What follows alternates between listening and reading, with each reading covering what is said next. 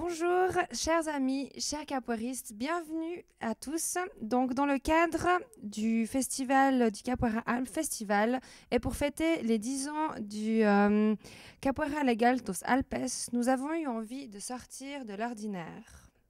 Effectivement, au-delà du programme festif, culturel et mouvementé qui nous attend ce week-end, nous avons eu envie d'inscrire cet événement dans une durée historique, dans le temps, celle de l'évolution de la capoeira.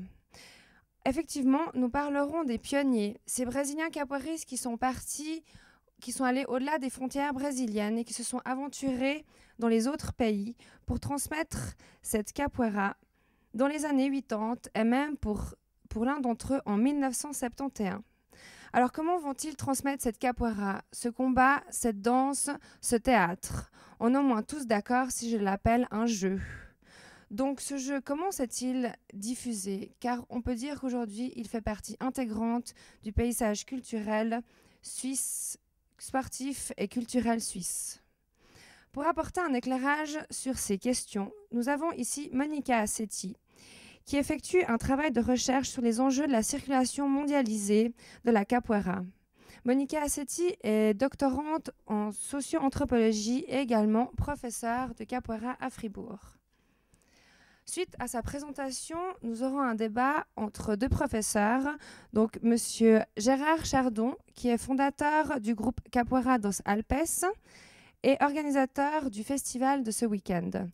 Nous avons aussi Christian Bauemberger, qui est professeur du groupe Capoeira Tartaruga Îlot 13 à Genève. Nous avons aussi l'immense plaisir d'accueillir un invité de marque, une personnalité dans le monde de la capoeira, Monsieur Nestor Capoeira. Alors, bienvenue. Alors, Nestor Capoeira, vous avez écrit 9 livres concernant la capoeira qui ont été traduits en 7 langues. Vous avez participé à des spectacles, à des stages, des films. Vous avez donné des conférences dans le Brésil et dans le monde entier. Vous avez également rédigé une thèse en 2001 sur la communication et la culture de la capoeira. Votre premier livre en 1981, intitulé Capoeira Pequeno Manual do Jogador, vous parlez déjà de la présence des gringos no area. Donc, dans cette nouvelle géographie capoeiristique, on peut dire qu'aujourd'hui, le but est plus que réalisé. Vous avez également accompagné cette évolution, cette ère de la globalisation de la capoeira durant toutes ces années, car vous étiez le pionnier de l'enseignement de la capoeira en Europe. Vous êtes actuellement toujours très impliqué et à l'écoute de cette évolution. Donc, le fait de vous avoir ici présent aujourd'hui va nous aider à avoir un regard rétrospectif sur ce phénomène.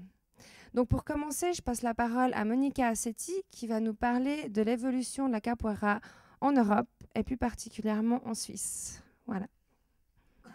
En premier lieu, je vous remercie de me donner l'opportunité de présenter mon travail de recherche. Une partie de mon travail. La démarche est d'une part socio-historique, dans le sens où j'ai rencontré des pionniers de la capoeira. Je voulais comprendre comment ça s'était passé au début, comment ça a évolué, comment l'évolution s'est faite, cette diffusion. Je voyais une sorte de phénomène boule de neige. Mais concrètement, comment ça s'est créé, comment ça s'est développé.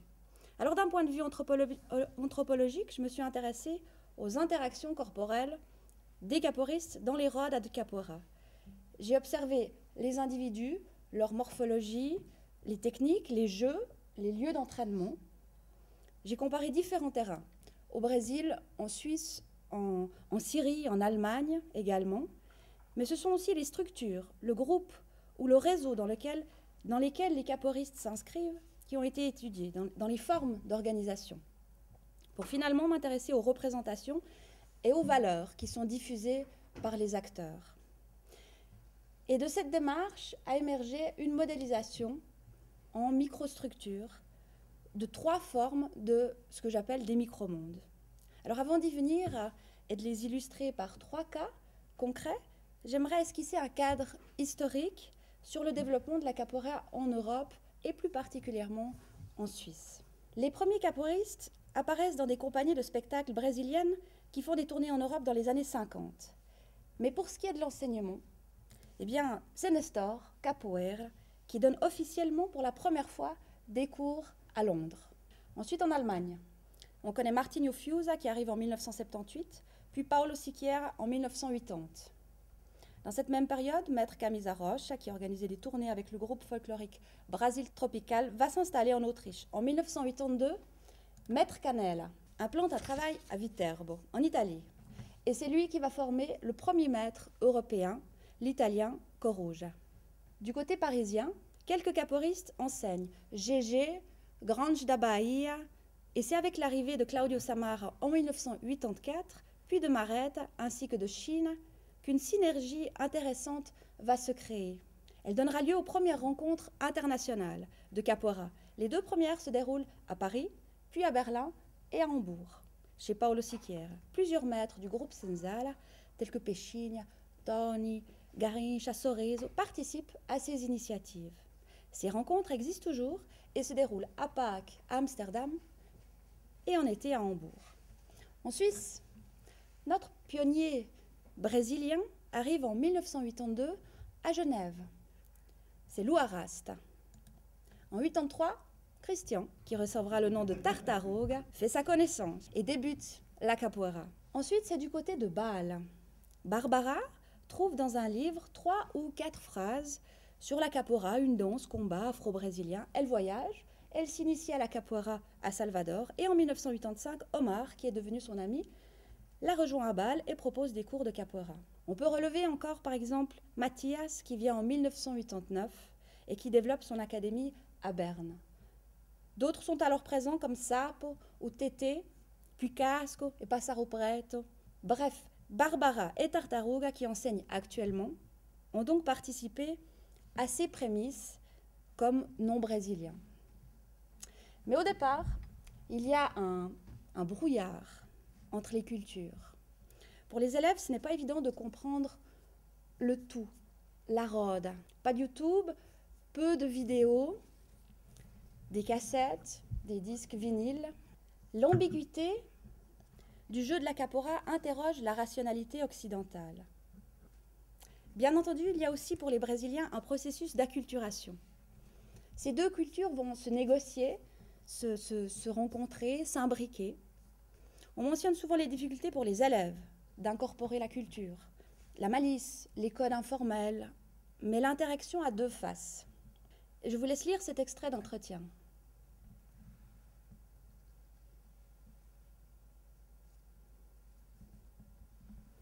Alors dans ces conditions complexes, et pour l'un, l'élève, et pour l'autre, le passeur, comment a été transmise la capoeira?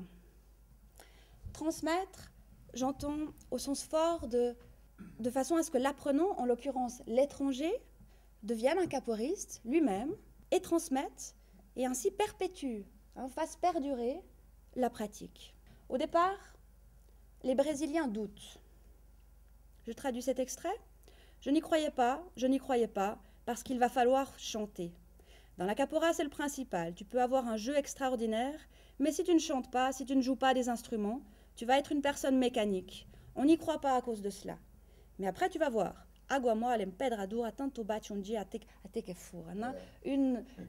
Un proverbe pour dire qu'avec de la persévérance, les choses se font. Après la phase des pionniers, la deuxième vague de Brésiliens a déclenché ce que j'appelle le phénomène boule de neige.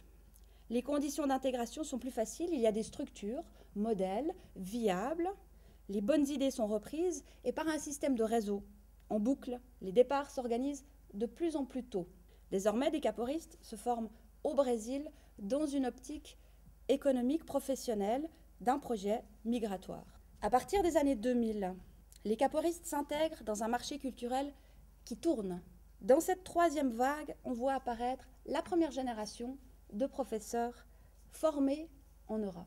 La professionnalisation de l'enseignement a pour pendant la marchandisation. L'aspect médiatique est important. Il accompagne l'évolution de la capoeira vers un marché concurrentiel, ce qui suscite parfois des conflits territoriaux. Ces aspects découlent des enjeux économiques de survie professionnelle liés à ce nouveau créneau culturel. La saturation du marché suscite des stratégies de légitimation, mais aussi de protection par le cloisonnement ou par la dénégation des structures concurrentes. La migration des Brésiliens caractérise une mobilité sociale ascendante.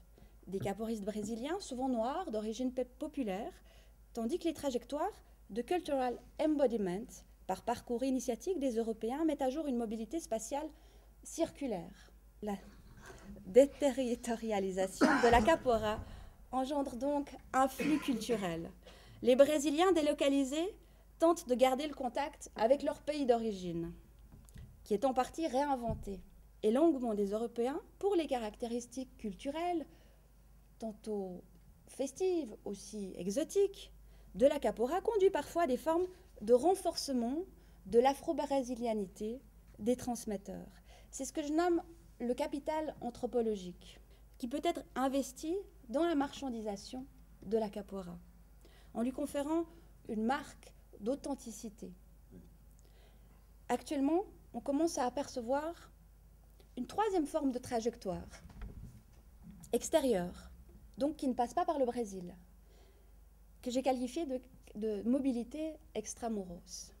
Voilà, le contexte de la diffusion de la capoeira a été posé, et j'en viens maintenant au modèle des micromondes. Le modèle dominant est sans conteste celui des mégagroupes, donc moderne, dans la ligne de la capoeira régionale de Bimba. C'est ce que j'appelle la capoeira des microfirmes. Cette formule est largement répandue, voire hégémonique. Elle caractérise notre société progressiste qui irait toujours vers le plus haut, le plus fort, le plus, en référence encore au vieux modèle du sport coubertinien. Toutefois, il y a des innovations créatives, en référence aux inventions de tradition, en référence à Hobsbawm et Ranger. Je pense au jeu Amazonas, par exemple, développé dans le groupe Abada, un jeu où les capoeiristes miment des animaux, le crocodile, le singe qui saute par-dessus, l'escargot, le tigre. Et la référence à la version romantique d'un des mythes d'origine d'une capoeira fondée sur l'imitation des animaux est ainsi revitalisée en s'intégrant dans un travail de prise de conscience écologique développé de façon originale dans ce groupe. Le deuxième modèle, traditionnel, des angoleros, se diffuse de plus en plus, mais plus lentement, avec une résistance, si je peux dire, qui caractérise les acteurs dans leur persévérance.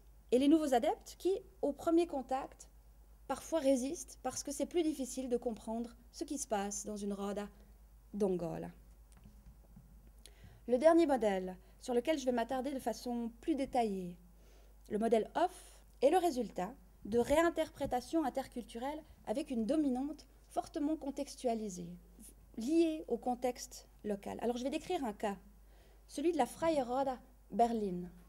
Cette roda est particulière, dans le sens qu'elle est libre, elle n'est pas dirigée par un maître ou un professeur qui en porte la responsabilité, elle n'est pas le fruit d'un groupe, mais le résultat d'une volonté d'échange ludique entre des capoeiristes d'écoles et de styles diversifiés. Les tenues vestimentaires le mettent en évidence. Certains individus portent leur abada blanc avec le logo de leur académie et leur ceinture, d'autres sont en abada de couleur, sans ceinture, d'autres sont vêtus en civil, ce qui ne permet pas d'identifier leur affiliation, mais cela montre aussi le caractère spontané de leur venue et leur autonomie vestimentaire vis-à-vis de leur groupe. Cela peut sembler anodin, mais dans la plupart des méga-groupes, l'uniforme blanc, le port de la ceinture et un t-shirt avec le logo du groupe sont vivement recommandés, parfois obligatoires. Ces directives vestimentaires accompagnent parfois la fermeture de l'école sur le groupe. Ainsi, certains élèves ont l'interdiction de visiter d'autres rods au risque d'une exclusion du groupe. Quelles sont les motivations qui animent les participants à cette rode, qui a lieu donc tous les dimanches depuis 5 ans? Je leur ai rendu visite à l'occasion du jubilé des 5 ans d'existence de la Freie Roda Berlin. Nous avons fait un focus group, donc un entretien en commun. Je leur ai demandé pourquoi ils venaient là et d'où ils venaient, quelle était leur origine. Plus de 8 différentes nationalités les caractérisent. Il n'y avait pas de Brésiliens ce jour-là. Les raisons qui motivent leur présence sont principalement une volonté d'ouverture, aux différences de style, d'école et de personnalité, ainsi que le partage d'expériences, la camaradage et le développement personnel. Pour le Mexicain, par exemple, la capoeira a complètement changé son chemin, mein Weg. Vivre ce Zusammenhalten démontre une cohésion libre, car ce n'est pas une personne, je cite, ce n'est pas une personne qui décide, mais c'est une communauté, une Gemeinschaft. La notion de liberté est évoquée, le plaisir et la convivialité sont unanimement partagés. Au-delà de l'aspect social et divertissant, la satisfaction d'échanger, je cite, de la bonne énergie qui coule et apprendre de lâcher a été énoncée. Certains sont toujours là, tous les dimanches, ainsi que les organisateurs qui ouvrent la porte, qui ont la clé. D'autres viennent plus occasionnellement. Le Mexicain et l'Anglais, par exemple, participaient à leur première Rode à Berlin. Dans ce que j'appelle la capoeira off, 3 sources culturelles l'alimentent. Le global, le local et l'origine. La perpétuation du savoir-faire de la capoeira s'ancre dans ce que j'appelle un rapport d'hybridation triangulaire entre les effets du global, c'est-à-dire de la culture du réseau mondialisé de la capoeira, les empreintes de la culture d'origine afro-brésilienne et l'impact des ressources culturelles locales. Le micro-monde qui s'est construit au sein de la Rode à Berlin est un cas exemplaire d'interculturation dynamique. Il réunit les caractéristiques égalitaristes et cosmopolites avec les éléments ludico-sportifs, le Spaß, le Bewegung, et essentiels tels que lâcher de la capoeira afro-brésilienne, donc de la culture d'origine. Le modèle off de la capoeira alternative est peu visible si on le compare au rayonnement de la capoeira des microfirmes. Et la capoeira traditionnaliste des Angoleros, elle progresse, il me semble. Mais quelle est la tendance à venir ? Elle va continuer à se diffuser, très certainement. Et je laisse la parole à Paulo Siqueira. Elle va exploser, selon lui, mais avec des fruits plus ou moins résistants. Et comme Paulo Siqueira conclut, voilà, chacun essaye de mener au mieux sa barque. Je vous remercie pour votre attention.